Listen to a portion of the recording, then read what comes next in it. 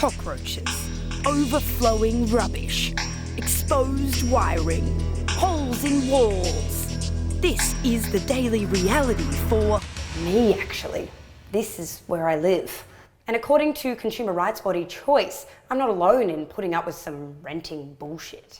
Almost a third of all Australians are renting, but more than 80% have little to no long-term security, with leases under 12 months or month by month. What that ultimately means is that we're all scared of not getting our lease renewed, so we're more likely to put up with stuff like this. In fact, half of all renters are concerned about being blacklisted by real estate agents, which means some people have chosen not to complain or request repairs out of fear. Have you ever been scared to complain about repairs on your house before to the real estate agent? Yeah. Not scared, but we've definitely been hesitant. Yeah, I think everyone I know lives with dodgy landlords who refuse to ever do any maintenance on the property and feel like they don't have to. Renters need to feel confident that they can get safe, stable and affordable housing. That's simply not the reality at the moment. It seems that you've got better rights if you buy a toaster and it doesn't work than if you rent a property spending hundreds of dollars every week.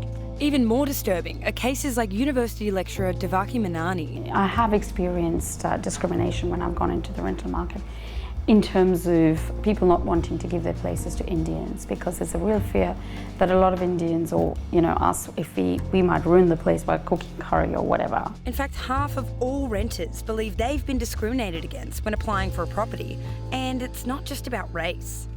The most common reasons people felt they were rejected for a property were for having a pet, for being on welfare, and for being young. Do you feel like you've ever not been given a house because you're too young or you don't have much money? Yes, all the time. I've actually never put the fact that I put benefits on an application. I only ever put my salary.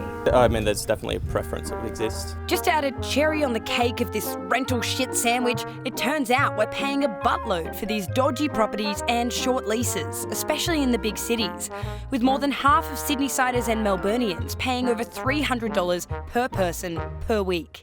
Which is how I ended up living here. Filming in the common areas is a breach of your lease. You've got 4 weeks to move out. What?